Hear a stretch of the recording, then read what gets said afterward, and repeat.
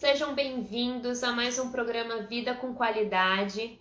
Aqui toda terça-feira às 16 horas numa live, eu falo com nutricionistas e estudantes de nutrição como se tornar referência na área da oncologia na sua região, como conquistar a estabilidade financeira, se especializando na área da nutrição oncológica, como se sentir mais seguro nas prescrições. Então, toda terça a gente vai estar aqui conversando um pouquinho sobre algum tema acerca da nutrição oncológica. E o tema de hoje é um tema que eu julgo muito importante, que quem me segue há um tempinho já viu que eu vivo falando isso para vocês, da importância de nós conhecermos o tratamento antineoplásico que o paciente oncológico vai ser submetido, para que daí a gente possa fazer prescrições mais seguras, mais assertivas. Então vamos lá, gente. Por que é importante nós sabermos quais são os tipos de tratamento antineoplásico e entendermos mais a fundo, pelo menos, os principais tipos, de tratamentos antineoplásicos? Hoje eu vou abordar com vocês os 3 principais tipos. Existem outros, tá? E na verdade, cada ano que passa, ainda bem, graças a Deus, novas formas de tratamento estão sendo descobertas para contribuir ali para um melhor prognóstico e também para uma melhor qualidade de vida, tá? Então hoje eu vou abordar com vocês os 3 principais tipos, mas futuramente nós podemos conversar sobre outros tipos de tratamento, tá bom? Então vamos lá. Quais são os porquês, Quais são os porquês que nós devemos como nutricionistas ou futuros nutricionistas aí, caso tenha algum estudante me assistindo, sabermos os tipos de tratamento se você deseja trabalhar com o público oncológico. O primeiro ponto é porque o tratamento antineoplásico, independente de qual seja, ele impacta diretamente o estado nutricional do paciente oncológico, tá bom? De maneiras diferentes, mas impacta no estado nutricional. Seja pelo ganho de tecido adiposo, seja pela perda de massa muscular, seja pela perda de tecido adiposo associado, de maneira concomitante à perda de massa muscular. Então vai impactar no estado nutricional. E um dos nossos grandes objetivos como nutricionistas oncológicos é justamente o quê, gente? Garantir um bom estado nutricional. Então, recuperar o estado nutricional do paciente oncológico ou manter o estado nutricional do paciente ao longo das diferentes fases do tratamento, tá bom? Então, esse é um ponto importante, essa minha fala agora, não sei se vocês pegaram aí o insight, fases do tratamento. É importante que a gente saiba isso, tá? O tratamento oncológico, ele não é uma linha reta, ele não é um mar calmo para o paciente. Muitas vezes ele é um mar calmo, às vezes ele fica um mar mais agitado, às vezes o paciente precisa mudar de embarcação, ou seja, mudar de tratamento, Então, tratamentos são associados, então é muito importante que as estratégias nutricionais mudem de acordo com a fase que o paciente se encontra, tá bom? Então, esse é o primeiro porquê. O segundo porquê é porque pode existir impacto na funcionalidade do trato gastrointestinal.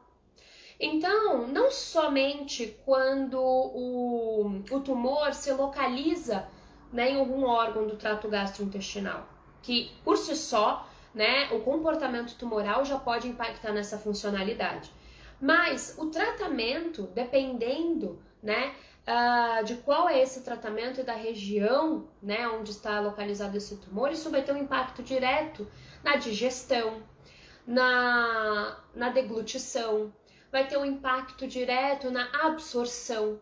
Então, é muito importante que a gente entenda qual é o tratamento que o paciente vai ser submetido, para que a gente consiga saber se esse tratamento vai impactar, não vai, quais condutas eu devo tomar de maneira preventiva ou não, como que eu vou conduzir os meus atendimentos, tá? Então é muito importante que a gente saiba para entender se vai impactar ou não.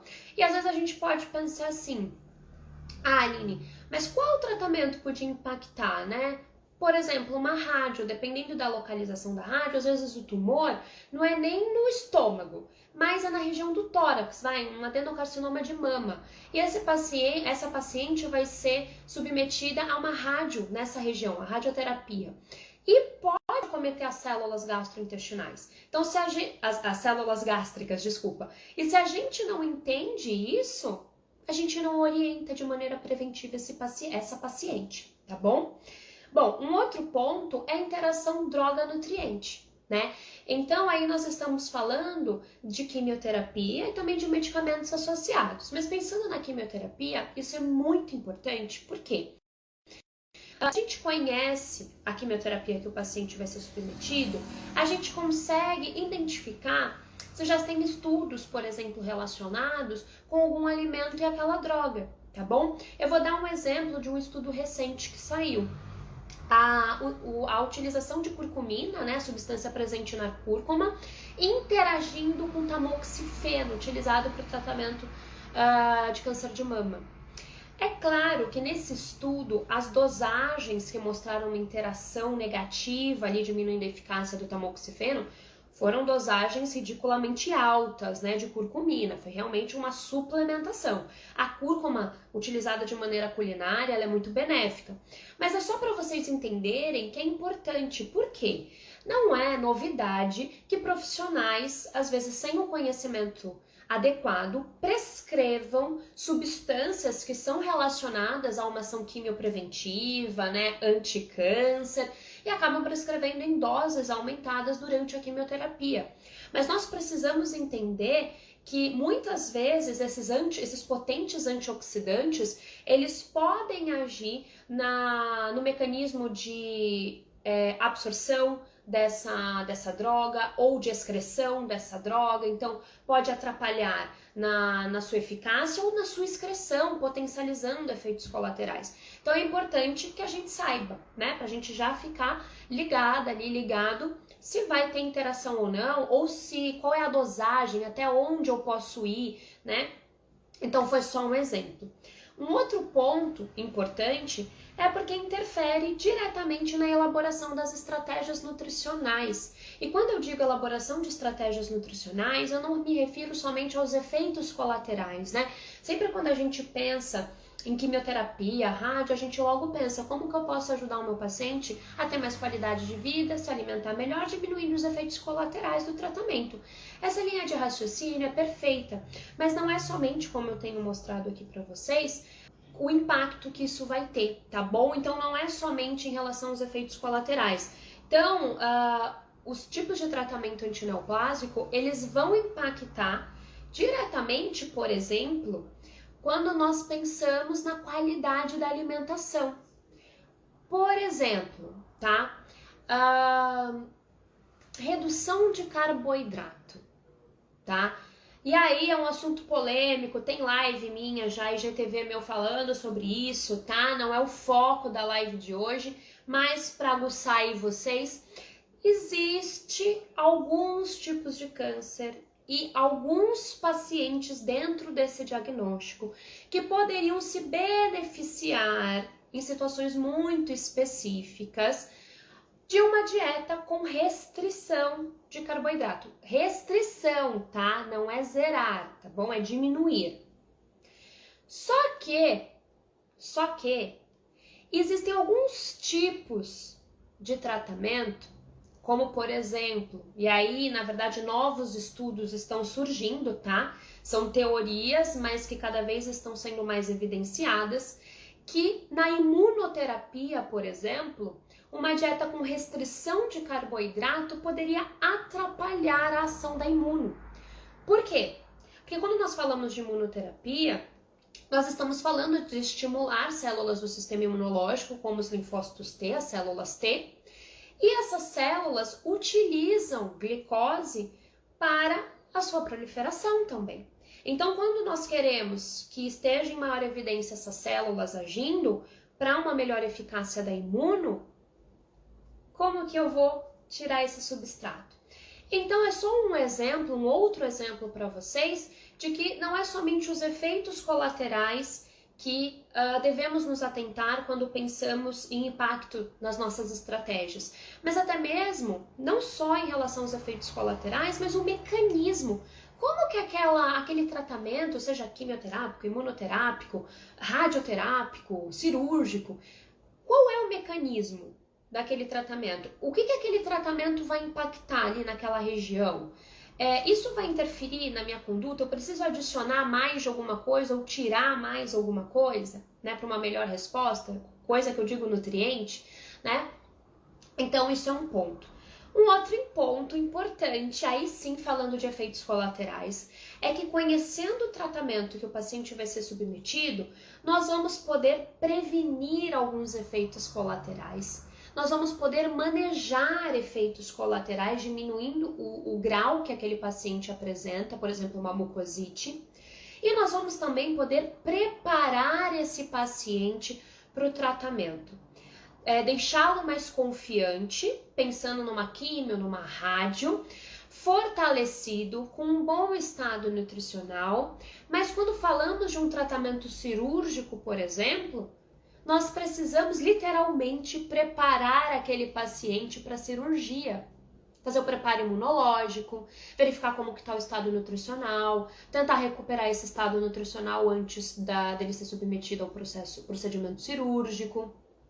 Então, esses são, separei, né, as razões principais que o nutricionista que atende o paciente oncológico deve conhecer qual é o tratamento que esse paciente foi ou será submetido, tá bom? Então percebam que não é somente manejo de efeitos colaterais.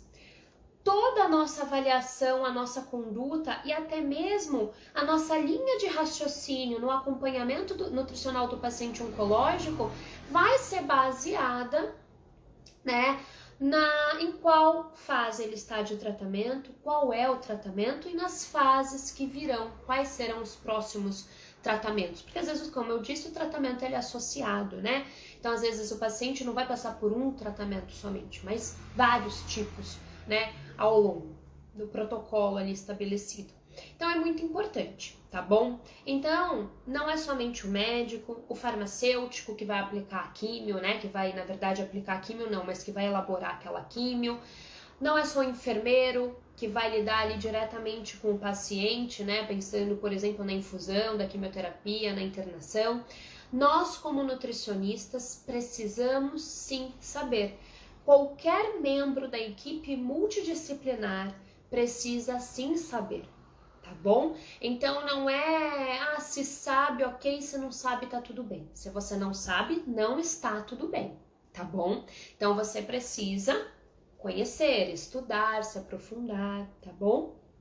Pelo menos iniciar esse processo de conhecimento. Um dos nossos grandes objetivos, pensando na intervenção nutricional, é o que, gente? Prevenir e tratar a desnutrição. E o tratamento antineoplásico, ele impacta, como eu disse, no estado nutricional, né? Ele acaba levando, né, alterações metabólicas importantes que vão impactar, influenciar no estado nutricional, que vão influenciar na qualidade de vida do paciente, na sobrevida desse paciente, né? Ou seja, no desfecho clínico. Então, a intervenção nutricional, ela vai ter esse objetivo também, que é muito importante, né? Visto que cerca aí de 80% dos pacientes oncológicos apresentam algum grau de perda de peso, né? Muitos acabam desenvolvendo desnutrição no seu estado mais grave, né? 50% aí dos pacientes submetidos à quimioterapia apresentam efeitos colaterais que acabam impactando na sua qualidade de vida e ingestão alimentar, como náuseas, mucosite, digeusia, entre outros efeitos. Então, sim, né, quando pensamos em tratamento antineoplásico, um dos nossos grandes objetivos é prevenir e tratar a desnutrição. E aí, quando pensamos também em intervenção nutricional, nós não devemos pensar somente no momento do tratamento, né? Ou seja, nós não devemos pensar somente ali, durante o tratamento antineoplásico, quando aquele paciente está sendo submetido a qualquer tipo de tratamento. Porque o dano causado, né, o dano celular causado pela terapia antineoplásica, muitas vezes pode ser crônico, não agudo ali naquele momento, pode ser crônico. E esse paciente vai precisar de cuidados nutricionais mesmo pós-tratamento antineoplásico, né, os efeitos colaterais tardios, né, que podem acompanhar esse paciente por meses até anos, e muitas vezes esse paciente vai ter sequela. Então, é muito importante o acompanhamento nutricional durante e também depois do tratamento oncológico. Então, nós como nutricionistas que cuidamos de pacientes oncológicos, é importante que nós tenhamos essa visão que o nosso posicionamento, né, o nosso conhecimento, as nossas prescrições não vão ficar somente limitados, né, durante o tratamento, ali no momento do diagnóstico até a alta do médico. Mas muitas vezes nós vamos ter que continuar acompanhando esse paciente por muito tempo, mesmo após o tratamento, tá? Vou dar 2 exemplos aqui para vocês. Paciente com câncer de cabeça e pescoço que foi submetido à cirurgia para ressecção do tumor, que foi submetido à radioterapia. É muito comum que esse paciente apresente dificuldade de deglutição para o resto da vida, disfagia, e nós vamos precisar cuidar desse paciente. Ou uma paciente, por exemplo, diagnosticada com câncer de mama, que ficou naquela fase de manutenção, né, que é normalmente essa fase de manutenção, para quem não sabe do que eu estou falando, é aquela fase pós-cirurgia, pós-químio, pós-rádio, que a mulher ela é submetida por 5 a 10 anos num tratamento de hormonioterapia, principalmente mulheres, né, com subtipo luminal A ou B, que tem receptor positivo hormonal. Essas mulheres não somente vão ter alguns efeitos colaterais tardios do tratamento, né, inicial, como da própria hormonioterapia, alguns efeitos colaterais. Então nós vamos precisar cuidar dessas mulheres, né? Então é importante que a gente tenha essa visão, tá bom? Então agora eu queria conversar um pouquinho com vocês sobre os tipos de tratamento, né? Então vamos iniciar pelo talvez que gere mais receio, né? Que é a quimioterapia. A quimioterapia é um dos tratamentos mais famosos, né? Mais comuns, né? Independente ali dos tipos de câncer, né? E que às vezes acaba assustando tanto os profissionais como os pacientes por conta dos efeitos colaterais relacionados à quimioterapia, né? Então, normalmente, quando um paciente ele sabe que vai ter que ser submetido à radioterapia, ele fica bastante assustado, porque qual que é a nossa visão de uma pessoa submetida à rádio? É uma pessoa que vai sofrer, né? Essa é a nossa visão. Errônea, tá? Porque não necessariamente. E aí vou abordar mais isso com vocês. Mas é uma visão geral, né? É uma visão que preocupa, né? Os familiares, a pessoa diagnosticada. Então, gente, vou explicar um pouquinho para vocês o que é a quimioterapia e quais pontos nós devemos nos atentar, tá? Então, a quimioterapia, ele é um tratamento baseado em substâncias químicas que tem ali como objetivo principal a destruição, né, das células cancerosas e impedir essa proliferação, impedir as metástases, né? Então, essas substâncias químicas, elas vão agir no mecanismo de proliferação celular, né? Cada quimioterapia vai agir numa fase diferente, né, da divisão celular, no ciclo celular, na verdade, mas normalmente elas agem nas células de proliferação rápida, porque as células tumorais têm essa característica de proliferação rápida. E aí, quando nós vamos pensar em outras células que têm essa característica, nós, por exemplo, pensamos nas células do trato gastrointestinal, né? Então, logo relacionamos também com os efeitos colaterais nesta região, porque a quimioterapia, ela não somente vai acabar agredindo as células doentes, as células cancerosas, mas ela pode também agir nas células sadias, né, de outras partes do nosso corpo. Por isso que o cabelo cai, por isso, né, as náuseas, os enjoos, é um dos mecanismos, tá? Não tô dizendo que a causa da náusea e dos vômitos é somente por isto, tá bom? Existem vários outros fatores que podem influenciar nos efeitos colaterais, tá bom? Mas pensando na quimioterapia, é uma das razões, tá? Então, a quimioterapia, ela pode também estar associada a outros tipos de tratamento antineoplásico. Às vezes ela não vem sozinha. Ela pode aparecer antes, depois ou em conjunto, por exemplo, com a rádio, em conjunto com uma imunoterapia. Ela pode aparecer antes de um procedimento cirúrgico, depois de um procedimento cirúrgico.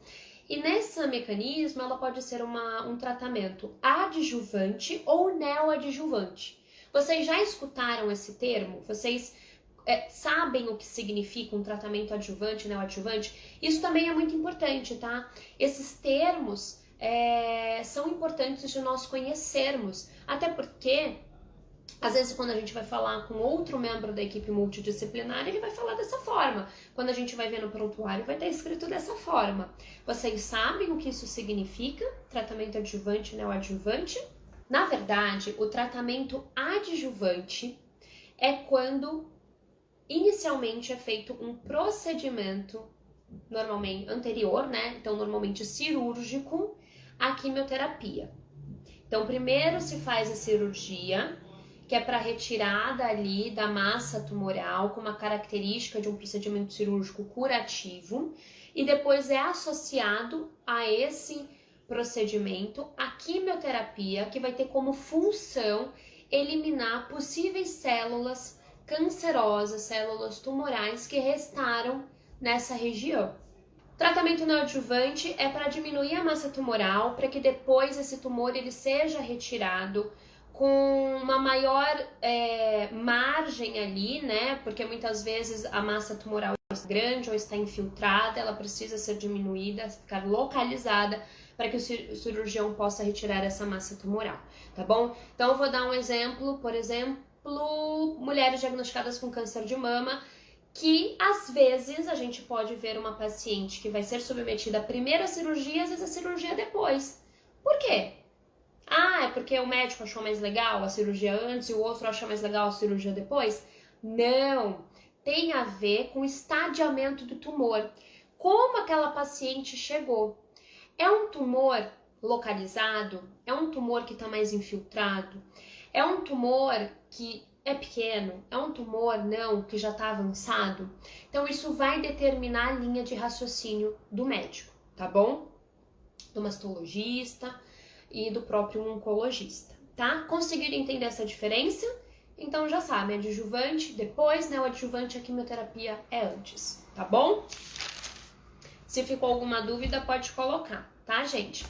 Então, pensando na quimioterapia, quais pontos são importantes? Além desse termo que eu acabei de falar para vocês, é importante nós sabermos quais são as principais quimioterapias, né? Os principais quimioterápicos, para que nós possamos conhecer os principais efeitos adversos, os efeitos colaterais. Então, quando nós pensamos, né, num tratamento contra o câncer de mama, nós já temos uma ideia de quais são as quimioterapias mais utilizadas. Câncer de intestino, nós também já temos uma ideia. E nós sabemos quais são os principais efeitos colaterais. Como que a gente sabe isso? Estudando e atendendo, lendo o prontuário, indo atrás e estudando depois de ler o prontuário, né? Então, por exemplo, o que uma oxaplatina, como que a oxaplatina age no organismo? Quais são os principais efeitos colaterais? O irinotecano, quais são os principais efeitos colaterais, né? Então assim vai, tá bom? 5FU. Então a gente vai conhecendo e a gente vai entendendo quais são os principais efeitos colaterais. Isso é importante porque se esse paciente chega para nós antes de iniciar a químio, mas já com o protocolo, a gente já consegue orientar para esse paciente quais são os possíveis efeitos colaterais, os mais comuns. A gente já orienta, já deixa esse paciente preparado, já acalma esse paciente. Na hora de montar o plano alimentar, a gente já coloca opções, né, de receitas, opções de alimento que sejam condizentes a esses possíveis efeitos colaterais para que facilite a vida desse paciente. nessa primeira fase. A gente vai conseguir elaborar estratégias, muitas vezes, preventivas, né, para diminuir o grau, por exemplo, de algum efeito colateral. Então, por exemplo, se é uma quimioterapia, um outro tipo de tratamento que a gente sabe que é muito comum a manifestação de mucosite em grau mais acentuado, mais severo, nós podemos iniciar com algum protocolo profilático, né, para que esse paciente, se desenvolver a mucosite, desenvolva num grau mais ameno, né, num grau ali inferior, para que ele consiga se alimentar, né, para que não tenha impacto no estado nutricional. Se é uma quimioterapia, por exemplo, aonde as manifestações de êmese são intensas, de náusea são intensas, então a gente consegue também usar ali estratégias profiláticas, né, preventivas com esse paciente para amenizar isso, tá bom? Então, é muito importante, tá, que a gente saiba pelo menos as drogas mais comuns e que a gente consiga orientar melhor o nosso paciente. Isso é um baita diferencial. O paciente ele se sente muito mais confiante, não só confiante no teu atendimento, né, com você, mas confiante na vida dele, né, porque ele vai sair da tua consulta, poxa, sabendo o que ele tem que fazer. Ele não vai ficar preocupado, porque como eu disse no início da live, né, o paciente, quando ele sabe que vai ser submetido à quimioterapia, gera uma preocupação, poxa, mas e se eu perder peso? E se eu não conseguir comer? E se eu ficar vomitando? Então, você orientando, ele já vai ter cartas na manga para usar, ou ele vai começar a utilizar algumas estratégias de maneira preventiva, ele vai ficar muito mais confiante, muito mais seguro, né? Então, é muito importante que a gente saiba isso, tá bom? Do que simplesmente esperar o paciente apresentar um efeito colateral para daí agir, tá? Ou às vezes dá aquela listinha, sabe? De efeitos colaterais genéricas, aquela listinha bem genérica de efeitos colaterais, que você tem numa gaveta orientações básicas de todos os efeitos colaterais possíveis, aí você vai pegar essa listinha e entregar para o paciente, sabe assim? Gente, qualquer um pode fazer isso, tá? Qualquer um que está me assistindo agora pode entrar aqui no site do INCA, do Oncoguia, procurar efeitos colaterais e montar uma cartinha dessa. Qualquer um, inclusive o próprio paciente. Então, não vamos ser mais um, né? Então, que a gente possa realmente ter um atendimento ali personalizado, tá? Então, essa é a parte da quimioterapia. Então, agora vamos falar da rádio. A radioterapia. Gente, a radioterapia, ela parece mais inofensiva que a químio, mas dependendo da região não é. E é muito importante que a gente saiba quais são os possíveis efeitos colaterais, dependendo da região que a rádio vai ser aplicada, né? A localização ali da rádio, tá? Que o paciente vai receber essa radiação. Então, a radioterapia ela é um tratamento, né, com radiação ionizante. Apesar de ser um tratamento localizado, pode acabar agredindo as células vizinhas àquela região, desenvolvendo outros efeitos colaterais. A radioterapia também tem como função, né, a destruição das células cancerosas, né, ou dependendo se o tratamento ele já não tem mais um caráter curativo, é um tratamento com caráter paliativo, a rádio, às vezes, ela pode ser empregada para fornecer uma maior qualidade de vida para o paciente, né? Para diminuição da massa tumoral, então diminuição de dores, de hemorragia, entre outras razões, tá? Então, a radioterapia, e aí, gente, prestem atenção nessa informação, porque faz toda a diferença a gente saber isso. A rádio, né? Então, o médico lá, quando ele prescreve as sessões de rádio, essas sessões elas vão variar, né, a quantidade de radiação e quantas sessões vai variar de acordo, né, com os exames do paciente, de acordo com a situação clínica do paciente, de acordo com o diagnóstico, com o estadiamento daquele tumor, né, a extensão daquele tumor. Vários fatores vão influenciar.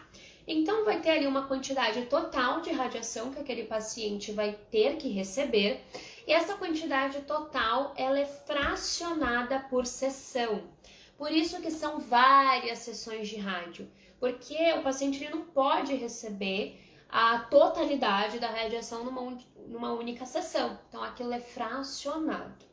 E normalmente essa rádio, né, ela acontece diariamente. Todos os dias o paciente vai lá para receber mais um pouquinho daquela radiação, tá? Diferente da quimioterapia, que às vezes o protocolo é a cada 15, a cada 21 dias, ou às vezes o paciente, dependendo do protocolo, recebe a quimio por 3 semanas, tem descanso de 1 semana, né? Então a rádio, ela é diária, tá bom? E aí, os efeitos colaterais da radioterapia são cumulativos, ou seja, da metade para o final do tratamento da radioterapia, quando aquele paciente já recebeu metade da radiação, quase total, né, ele passa a apresentar os efeitos colaterais. E por que é importante a gente saber isso? Para que nós possamos orientar o nosso paciente a partir de quando ele deve aplicar uma estratégia que a gente vai orientar, quando, por exemplo, que nós devemos iniciar ali uma estratégia pensando em prevenção de algum efeito colateral, ou até mesmo para não negligenciarmos aquele paciente, tá? Porque às vezes o paciente ele tá com um bom estado nutricional, ele tá se alimentando super bem, ele não perdeu peso, não perdeu massa muscular, tá show de bola, show de bola. E aí ele vai ser submetido a uma radioterapia de cabeça e pescoço. Ele tá bem, ele tá comendo bem, ele tá com um bom estado nutricional. Por que eu vou entrar com suplementação prévia para esse paciente? Aí que tá o problema. E às vezes ele foi submetido às primeiras sessões de rádio e ele não apresentou nada. Então você tá tranquila. E você só vai ver ele depois de 1 semana, se você estiver no hospital, ou se você estiver em consultório ambulatório, depois de 30 dias, 20 dias. E aí? Aí esse paciente volta para você com uma mucosite grau 4, sem conseguir se alimentar, com uma perda de peso expressiva, com perda de massa muscular. O que você faz? Por isso que é importante nós sabermos a partir de quando nós devemos intervir, qual é a localização dessa rádio para que a gente não negligencie nenhum paciente e também para que a gente possa orientar o nosso paciente, por exemplo, um paciente que vai receber uma radiação na área da pelve, na região da pelve, um câncer de próstata. É normal que esse paciente ele tenha uma distensão abdominal na metade para o final, ele tenha mais flatulência, mais cólica, diarreia, né? Então é importante que a gente oriente esse paciente de maneira preventiva, que a gente oriente talvez uma alimentação, né, com baixo teor de FODMAPs, uma alimentação fermentativa da metade para o final do tratamento, já deixa esse paciente orientado, que a gente faça modulação intestinal, né? Então tá vendo? São detalhes que nós precisamos saber para intervir da melhor maneira, de uma maneira mais assertiva, tá bom? Então essa dica, ela é muito, muito importante, tá? É algo que eu aprendi na minha residência quando eu fiquei no ambulatório, porque no ambulatório eu atendi os pacientes da radioterapia, porque eles não precisam ficar internados para receber a rádio. E aí eles passavam em consulta. E aí eu comecei a entender melhor sobre como funcionava a rádio. E aí foi aí que eu tive essa noção e mudou completamente as minhas orientações. E eles começaram a apresentar melhores resultados também, né? Então por isso que é importante, tá bom? Além disso, gente, uma observação sobre a rádio que eu esqueci de comentar. Existe os efeitos colaterais, né, da rádio, que vão aparecendo ao longo das sessões de radioterapia, mas existem os efeitos colaterais tardios da radioterapia, que podem aparecer pós-rádio, quando acaba as sessões da rádio. E esses pacientes continuam manifestando efeitos colaterais. Então a gente precisa prestar atenção nisso e continuar acompanhando o paciente submetido à radioterapia. Olha, eu aconselharia vocês de 2 até 3 semanas depois da última sessão, tá bom? Porque pode surgir efeitos colaterais tardios, tá? De pacientes submetidos à rádio, tá bom? Bom, então vamos lá, vamos agora falar sobre o procedimento cirúrgico, tá? O procedimento cirúrgico, não sei se vocês pensam como eu, mas é um tipo de tratamento antineoplásico que nós temos, assim, que prestar atenção, nós não podemos negligenciar, e nós temos um papel muito importante, tá? O que eu percebo às vezes é que os nutricionistas, na sua prática, ainda mais quando é nutricionista de ambulatório e nutricionista de consultório, às vezes não orientam, é como se não fizesse parte das nossas condutas orientar um paciente que vai ser submetido a um procedimento cirúrgico, né? Vê a importância em orientar rádio, orientar químio, mas procedimento cirúrgico é como se fosse só com o cirurgião, só com a equipe médica e de enfermagem, fica um pouco à parte dessas orientações, né? Ou do protocolo de orientação ali da equipe multidisciplinar, pensando no nutricionista hospitalar, né? E isso é um grande erro, tá, gente? Porque independente se a cirurgia é de grande porte, não é de grande porte, qualquer procedimento cirúrgico, pensando num paciente oncológico, é um procedimento delicado, porque esse paciente por si só, ele já tem uma alteração metabólica ocasionada pela própria doença. Então já é algo que nós precisamos nos atentar, tá? E quando nós falamos de uma cirurgia de grande porte, então, uma cirurgia do trato gastrointestinal, ainda mais nós precisamos orientar de maneira preventiva esse paciente e acompanhá-lo no seu pós-cirúrgico, tá? Então eu vou falar um pouquinho mais com vocês sobre isso. Mas antes de falar, né, sobre as condutas, né, o que nós devemos nos atentar, é importante que vocês entendam que a cirurgia, muitas vezes, ela vai ter um caráter curativo, mas às vezes não. Às vezes ela não vai ter um caráter curativo, ela pode ter um caráter paliativo, né? Às vezes o procedimento cirúrgico vem para aliviar o paciente. Não tem mais chance, né? Não é um tratamento onde tem chance ali de remissão da doença, mas o paciente vai ser submetido ao procedimento cirúrgico para aliviar algum sintoma. Tá? Às vezes esse tumor está localizado numa região, por exemplo, que atrapalha a ingestão alimentar, né? Tá causando uma obstrução, por exemplo, intestinal, então precisa ser removido o que puder para gerar um alívio, tá? Isso quem vai decidir é o médico, tá bom?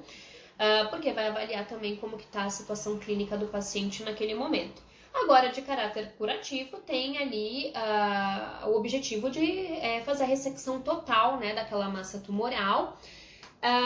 E muitas vezes é necessário, quando a gente pensa em ressecção de massa tumoral, a gente, né, pode estar falando também de ressecção de um órgão, tá?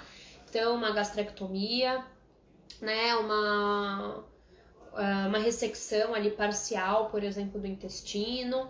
Então, podemos estar falando também sobre a ressecção total ou parcial de algum órgão importante, né, do trato gastrointestinal, tá bom? Então, a cirurgia, principalmente as cirurgias de grande porte, elas podem levar a um quadro chamado de síndrome de resposta inflamatória sistêmica. Ela é caracterizada por um aumento no estresse metabólico. Então, quando nós falamos de paciente oncológico, esse paciente ele já tem um estresse metabólico importante por conta do próprio tumor, tá? Da própria doença. E aí, quando ele é submetido à cirurgia, principalmente uma cirurgia de grande porte, esse estresse metabólico ele aumenta. Os mediadores inflamatórios, as citocinas pró-inflamatórias, também aumentam, né? Então tem um aumento desses mediadores inflamatórios e todo esse quadro de inflamação gera um elevado catabolismo do glicogênio, encerrando o glicogênio, que é a nossa reserva de glicose, né? Encerrando ali as nossas reservas, se inicia a gliconeogênese de maneira muito intensa e tudo isso é muito rápido, tá? Então a gente está falando de um catabolismo intenso, de um estresse elevado, realmente um estresse metabólico elevado. E aí o que acontece, né, gente? Uma quebra de proteína, uma perda importante de massa muscular e uma perda importante de função muscular, de fibras musculares, né? Então, isso imagina, né? Aí você já idealiza o paciente oncológico. Muitas vezes esse paciente já apresentou algum grau de perda de peso, esse paciente às vezes já está desnutrido, esse paciente já está com uma sarcopenia, já está com uma perda de função muscular, e ele ainda vai ser submetido ao procedimento cirúrgico, onde todo esse quadro vai se intensificar, e aonde vai ter esse catabolismo aumentado também das reservas metabólicas, né, do paciente. Então, o nosso grande objetivo para esse paciente é intervir de maneira precoce, se possível, recuperando o estado nutricional desse paciente, mas fazendo o seu preparo imunológico, garantindo assim que a sua recuperação, que a sua cicatrização seja otimizada e sua recuperação também seja otimizada, e que esse paciente apresente menos riscos no pós-cirúrgico, né? Menos riscos de complicação no pós-cirúrgico, menos tempo de internação e menor risco de desnutrição ou de uma perda ainda mais acentuada de massa muscular, ok? Então, nós estamos falando de conversar, de participar diretamente do cuidado desse paciente e do pré-operatório junto com a equipe multidisciplinar. E muitas vezes, para fazer esse pré-preparo, nós vamos precisar dialogar com a equipe médica, tá bom? Nós vamos precisar dialogar, pensando se somos nutricionistas da área hospitalar, porque às vezes não faz parte do protocolo hospitalar daquela instituição que a gente trabalha, o preparo imunológico do paciente ou a abreviação do jejum. Na verdade, essa questão da abreviação do jejum, que inclusive já é recomendação, as diretrizes, né, já indicam, na verdade, tem uma recomendação forte de se fazer abreviação de jejum para paciente que vai ser submetido à cirurgia de grande porte, mas não são todas as instituições que fazem, que têm essa prática. E aí nós, como nutricionistas, vamos precisar fazer o quê? Dialogar, discutir, mostrar os pontos, né? Convencer, sempre baseado em evidência. Então, nós temos um papel muito importante quando o paciente vai ser submetido ao procedimento cirúrgico. Então, nós somos essenciais, percebe? E aí, depois da cirurgia desse paciente, nós vamos ter que nos atentar a alguns detalhes. Por exemplo, se é uma cirurgia do trato gastrointestinal, como eu comentei, foi uma ressecção parcial de um órgão, uma ressecção total? O que isso impacta na digestão, na absorção? Esse paciente vai ter que iniciar, por exemplo, com uma evolução gradual da consistência? Então, às vezes, um paciente ele sai, por exemplo, de um procedimento cirúrgico na região intestinal, uma ressecção parcial ali do intestino, e ele não vai, obviamente, iniciar com uma alimentação geral. Vai ter que ir para uma alimentação, vai ter um protocolo, né, de introdução. Então, primeiro uma alimentação líquida, uma dieta líquida, depois uma dieta líquida clara, depois uma dieta líquida com resíduos, depois uma dieta ali pastosa. E aí? Como garantir que esse paciente não perca peso nessa reintrodução alimentar? Como fazer com que essa dieta líquida sem resíduos garanta o mínimo que esse paciente precisa?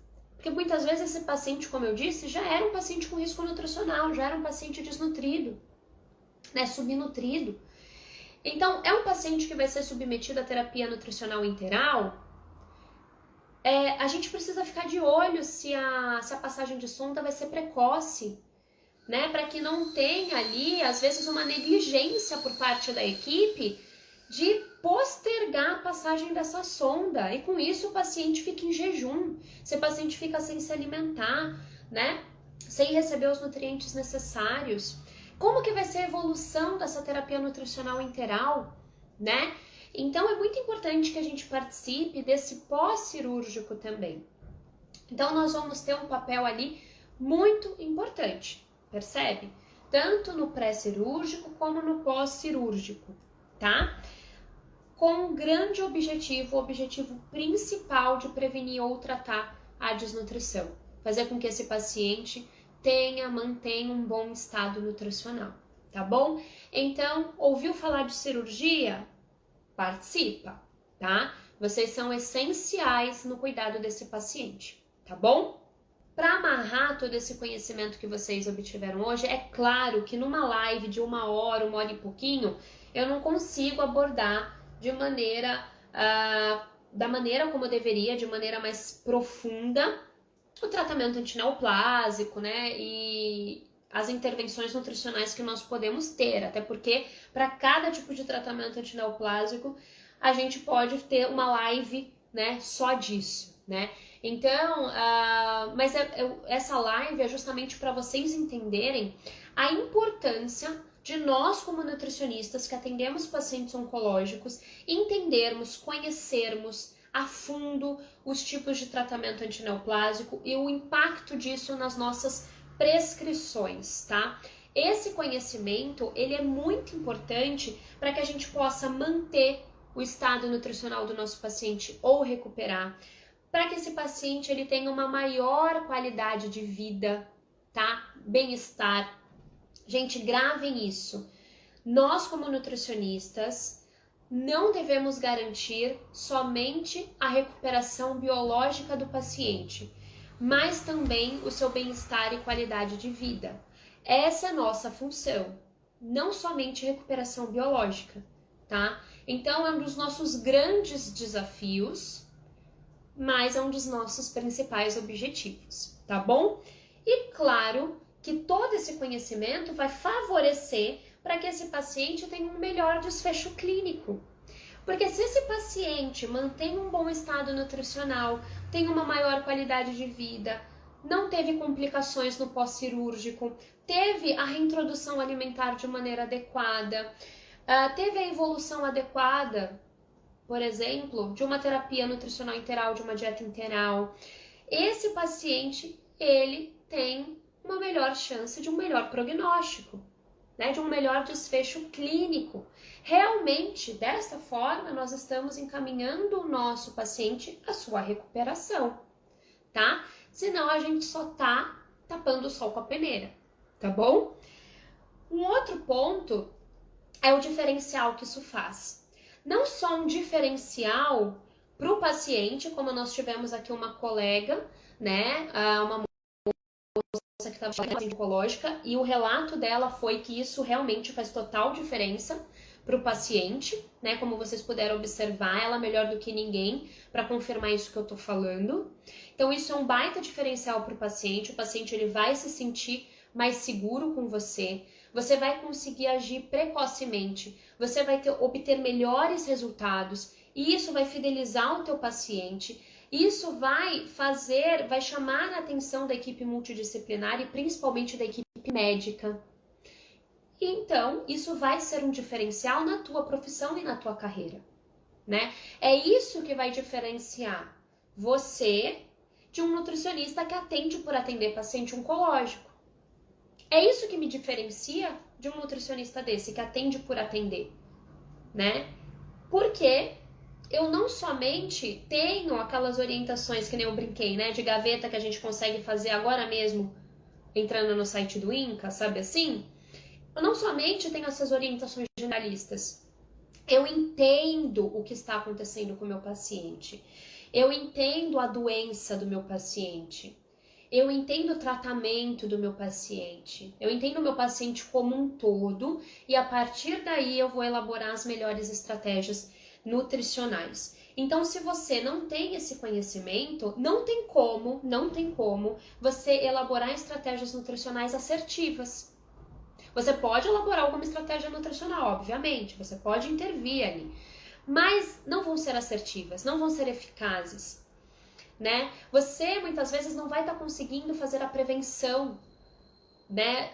Garantindo a qualidade de vida e bem-estar desse paciente, tá? Pode ser que esse paciente volte para você pior na próxima consulta, né? Ou que nem eu dei o exemplo na situação hospitalar. Você viu ele hoje, tava tudo bem, uma semana depois é uma outra pessoa, a pessoa piorou completamente, mas como assim? Como assim? Né? Como assim? Como assim você não sabia que isso podia acontecer? Como assim você não interviu? Tá bom? E como que vocês vão fazer tudo isso, né, gente? Como? Porque isso pode assustar um pouquinho, né? Quando a gente começa a se aprofundar nesses detalhes, gente, até hoje eu me surpreendo com câncer. Até hoje, como eu disse, né, a cada ano que passa, novos tratamentos estão surgindo. Por que que novos tratamentos estão surgindo? Porque eles estão conhecendo melhor a doença, eles estão entendendo melhor os subtipos tumorais, né?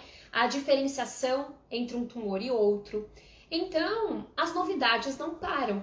E aí, quando eu paro para ler essas novidades, eu me surpreendo. Às vezes eu me pego de boca aberta, lendo um artigo falando, meu Deus, como assim? Né? Então, o estudo nunca para, gente. É estudando que nós vamos obter os conhecimentos, obviamente, né? Então, é estudando, é fazendo curso de capacitação, é fazendo curso de atualização na área, é conversando com outros profissionais, discutindo o caso, indo a congressos, e não só congressos de nutrição, mas congressos médicos. Gente, por que que isso é interessante? Porque muitas vezes são nesses congressos médicos aonde nós vamos aprender sobre termos médicos utilizados, sobre tipos de tratamento que já são empregados ou novidades. Nós vamos conhecer a linha de raciocínio médica, nós vamos aprender mais a fundo sobre os tipos e subtipos tumorais, sobre quais são as novidades acerca dessa área, as descobertas acerca do câncer, até mesmo do mecanismo da carcinogênese, né? Quais são as etapas, o que foi descoberto, né? O que se sabe, porque desta forma, tendo esse conhecimento, a gente vai conseguir melhor até mesmo as nossas próprias condutas, tá? Eu nunca me esqueço, por exemplo, toda essa parte de tratamento eu aprendi muito em congresso médico. E eu nunca me esqueço que na residência eu participava das reuniões científicas que eram só para os oncologistas. Quer dizer, não eram só, porque a equipe multidisciplinar estava convidada a participar, mas eram só os oncologistas que apresentavam e era uma discussão da equipe médica do hospital, que eu fazia residência com o sírio-libanês.